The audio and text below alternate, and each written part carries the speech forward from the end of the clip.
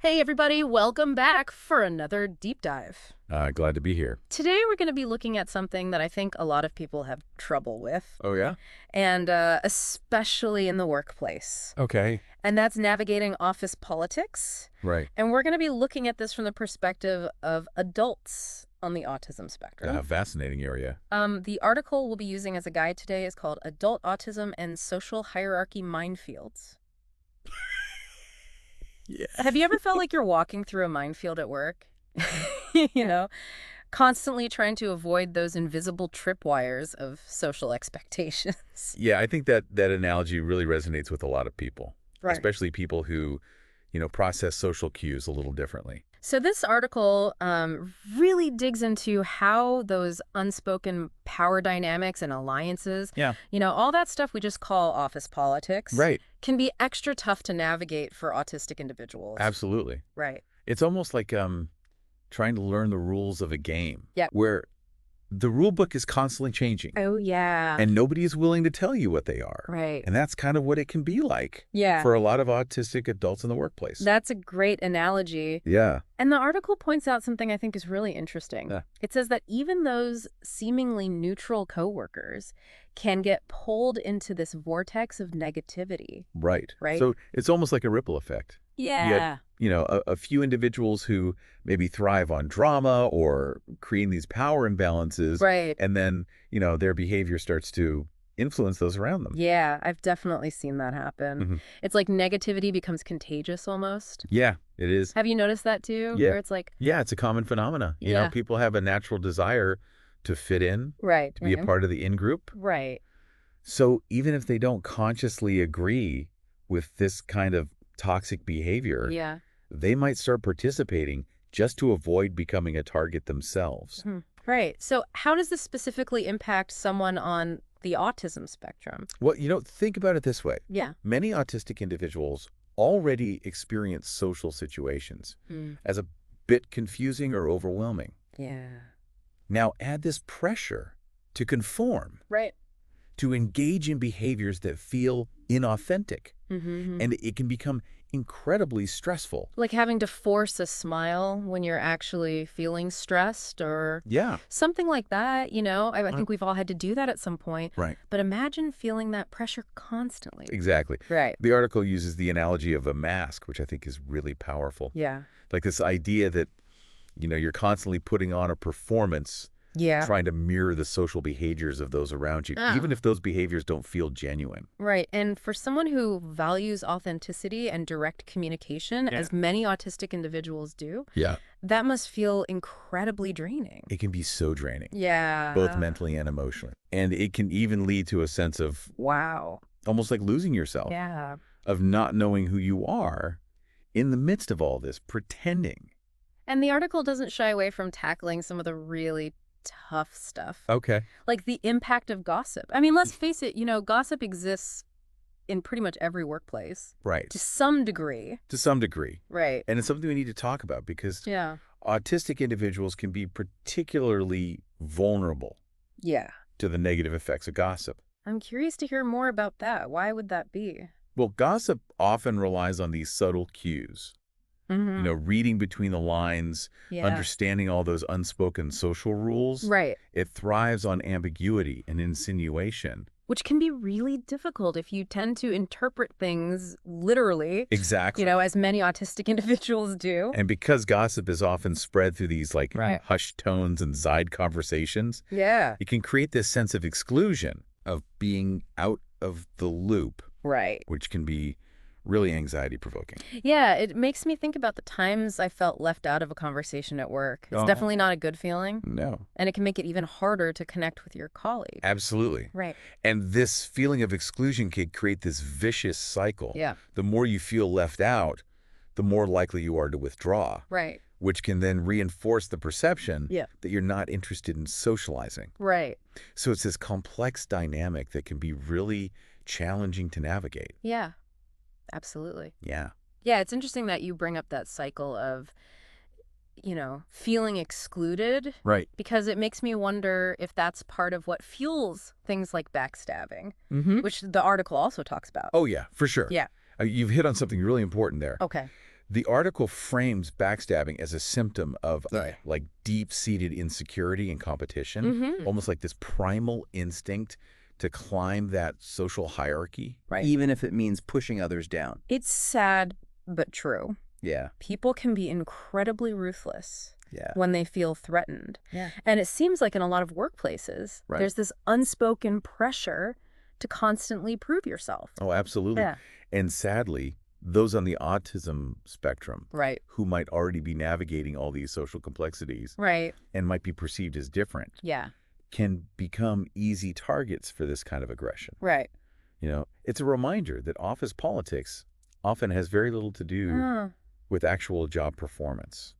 So what can we do about it? Right. The article does offer some hope in that area, right? It does. Yeah. It does. It outlines some practical strategies for navigating these minefields. Okay. And I think they can be really empowering. I'd love to hear about those. Yeah. Because understanding the problem is one thing, Right. but having tools to actually deal with it is essential. I completely agree. And the first one that the article highlights is seeking support, Okay. which, you know, it might seem obvious, Yeah. but having those genuine connections at work, Right. colleagues who share your values and can offer kind of a safe space can make a world of difference. I can see that. Yeah, It's like having a work buddy you can trust, exactly. Someone who gets it. someone who gets it. Yeah, But what if you don't feel like you have that kind of connection at work? that's a great question. Yeah. And it's something that, you know, a lot of people struggle with. Sometimes it takes time to build those relationships. Right. And sometimes it might involve looking outside your immediate team Okay. or department. You know, Yeah. it could be someone from a different team Yeah. that you connect with at a company event, Okay. or even someone you meet through an employee resource group. I hadn't thought about employee resource groups. Oh, yeah. But that's a great idea. Yeah. You could connect with other neurodivergent individuals or allies Exactly. who understand the challenges you face. It's about finding your tribe, Yeah. those people who get you Right. and accept you for who you are. And having that support system can be so valuable Right. in navigating the, you know, complexities of office politics. Okay. So finding support is step one. Okay. What else does the article suggest? The next strategy is about setting boundaries, Okay. which can be especially crucial when you're dealing with individuals Right. who thrive on drama or gossip. Okay, that makes sense. Yeah. But sometimes it can be hard to know how to set those boundaries. Yeah. Especially in a workplace setting. Right. You know? Sure. It's not always easy to just avoid those people or those conversations. You're right. It can be tricky. Right. It requires a balance of assertiveness Yeah. and diplomacy. Right. It's not about being confrontational, Yeah. but rather about politely and firmly distancing yourself Right. from those interactions. Can you give me an example of what that might look like? Sure. Imagine you're in a conversation Yeah. and it starts to veer into gossip territory. Okay. You could try redirecting the conversation, Mm-hmm. or if that doesn't work, you could politely excuse yourself. Yeah. You could say something like, I need to get back to work, Right. or I'm going to grab a coffee. Those are great tips. Yeah. It's about finding ways to opt out of those situations Right. without making a big deal out of it. Exactly. Right. And remember, Yeah. you have the right to create a work environment Right. that feels safe and supportive for you. Absolutely. And that includes setting boundaries around what you're willing to engage with. The article also emphasizes the importance of focusing on authenticity. Yeah. What do you think they mean by that? I think it goes back to that idea of the mask Okay. that we talked about earlier. Yeah. It's about resisting the pressure to pretend to be someone you're not. Right. And this is where the strengths of neurodiversity can really shine. That's interesting Yeah. because I usually think about office politics as a place where you have to put on a show. I know it can feel that way. Right. But I think there's real power in embracing your authentic self, Yeah. even in a professional setting. Mm-hmm. When you're genuine, you attract people who appreciate you for who you are, Right. not who you're pretending to be. Yeah. And those are the kinds of connections that lead to trust Right. and mutual respect. And probably less drama, too. Absolutely. Yeah. When you're not trying to fit into someone else's mold, Right. you're less likely to get caught up in, you know, Mm-hmm. all those power dynamics and petty competitions Yeah. that really fuel office politics. So finding support, setting boundaries, and focusing on authenticity. Yes. Those are some great starting points. Right. Are there any other strategies that the article mentions? Yeah, there are a couple more, and I think they're really practical. All right. The article talks about open communication, Right. which I know can be tough. But it's about advocating for yourself. Right. And advocating for a more positive workplace culture. And it doesn't have to be this huge dramatic thing. Right. Sometimes it's just about having the courage to speak up in a meeting Yeah. when you have a different perspective. Right. Or maybe, gently challenging a piece of gossip that you hear. Yeah, that makes sense. Yeah, It's about being assertive, but also being respectful. exactly. Right. And it's also about knowing when to escalate things. Yeah. If you're dealing with a situation that feels unsafe, or you've tried to address something directly and it's not working, Yeah. then it's okay to, reach out to HR or a trusted manager. That's a good point. Yeah. You don't have to solve everything on your own. Absolutely.